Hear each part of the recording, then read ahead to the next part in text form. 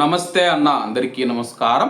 కువైట్కు వచ్చిన రామసుబ్బారెడ్డి ఒక డ్రైవర్ను చంపిన విషయం అందరికీ తెలిసిందే. ఇంతకు ముందు ఒక వీడియో కూడా చేశాను. తిరుపతి జిల్లా చిట్వేలు మండలం సిద్ధారెడ్డి గారి పల్లెకు చెందిన వంశీ అనే యువకుడు కడప రిమ్స్ సమీపంలో నివాసం ఉంటున్న రామసుబ్బారెడ్డి అనే వ్యక్తి ఇంట్లో కారు డ్రైవర్గా పనిచేస్తూ ఉన్నాడు. కొన్నాళ్ళ క్రితం రామసుబ్బారెడ్డి జీవనోపాధి కోసం కువైట్కి వెళ్ళాడనమాట. అయితే అతని భార్య ఆన్లైన్లో వ్యాపారం చేస్తూ ఉండడంతో వంశీ ఆమె దగ్గర డ్రైవర్గా పనిచేస్తూ ఉన్నాడనమాట. అలాగే రామసుబ్బారెడ్డి కొడుకు మనం చూసుకుంటే రిమ్స్లో అయితే ఎంబీబీఎస్ అయితే చేస్తూ ఉన్నాడు. దీంతో వాళ్ళు రైల్వే కోడూరు వాళ్ళ సొంతూరు అనమాట. అక్కడి నుంచి కడపకు వచ్చి ఉన్నారనమాట.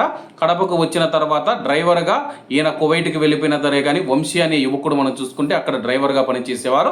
రామసుబ్బారెడ్డి భార్య మనం చూసుకుంటే ఆన్లైన్ వ్యాపారం చేస్తూ ఉండడంతో వాళ్ళు బెంగళూరు కానీ పూణే కానీ లేకపోతే ముంబై కానీ అలాగే ఇతర నగరాలకైతే వెళ్ళేవారు అనమాట.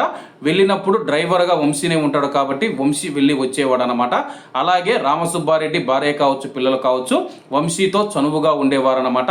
రామసుబ్బారెడ్డి కువైట్ నుంచి ఇండియాకు వచ్చిన తర్వాత ఇదంతా గమనించాడనమాట. ఇదేంది ఇలా ఉందని చెప్పేసి తనలోనే అనుకొని తర్వాత మళ్ళా కువైట్కి వెళ్ళిపోయాడు. కువైట్ నుంచి ఇండియాకి వచ్చిన తర్వాత ఈ విషయాలన్నీ అయితే రామసుబ్బారెడ్డి గమనించాడనమాట. అలాగే ఇంట్లో కూడా గొడవలు మొదలయ్యాయి.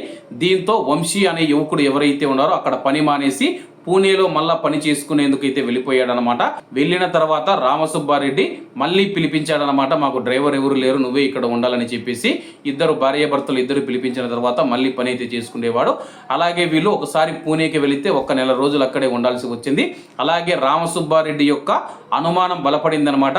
వీళ్ళ మధ్య అక్రమ సంబంధం ఉందని చెప్పేసి నిశ్చయించుకొని 3 వ్యక్తులతో మనం చూసుకుంటే వంశీని హత్య చేసేందుకైతే ప్లాన్ అయితే వేయడం జరిగింది. కువైట్లో ఉన్నప్పుడు ఈ యొక్క విషయం తెలుసుకున్న రామసుబ్బారెడ్డి కువైట్లోనే ప్లాన్ వేసి కడపకు వచ్చిన తర్వాత అమలు చేశాడని చెప్పేసి స్థానిక మీడియాలో కథనం వచ్చిందనమాట. ప్రస్తుతం రామసుబ్బారెడ్డి పరారీలో ఉన్నాడు. మిగిలిన 3 నిందితులు ఎవరైతే ఉన్నారో వంశీ హత్యకు సహకరించిన 3 ఎవరైతే ఉన్నారో వారిని పోలీసులు అయితే అదుపులోకి తీసుకోవడం జరిగింది. రామసుబ్బారెడ్డి ఎక్కడ దొరికినా కానీ సమాచారం ఇవ్వాలని చెప్పేసి పోలీసులు తెలుపుతూ ఉన్నారు. ప్రస్తుతం ఉన్న పరిస్థితుల్లో మనం చూసుకుంటే కానీ అక్రమ సంబంధం అనుమానం అనేది పెనుభూతంగా మారి ప్రాణాలు తీస్తుంది, అలాగే జీవితాలను నాశనం చేస్తూ ఉందన్నమాట. కాబట్టి కువైట్ మరియు గల్ఫ్ దేశాలకు వెళ్ళిన వారు ఇటువంటి అనుమానాలతో మనం చూసుకుంటే కానీ కడపలోని చెన్నూరులో ఒకసారి అయితే కువైట్ నుంచి వచ్చేసి భార్యను చంపేశాడనమాట. అలాగే చుట్టుపక్కల ఉన్న వారి చెప్పుడు మాటలు కూడా విని కువైట్ మరియు గల్ఫ్ దేశాల్లో ఉన్నవారు ఆందోళన చెందుతూ ఉన్నారు. అటువంటి అనుమానాలు కానీ లేకపోతే మీ యొక్క భార్య మీద భర్త మీద నమ్మకం లేకపోతే కువైట్ మరియు గల్ఫ్ దేశాలకు రావద్దండి. ఒకవేళ వచ్చిన తర్వాత మీ యొక్క అనుమానం పెనుభూతమైతే కానీ ప్రాణాలు తీసేంత వరకు వెళుతుంది.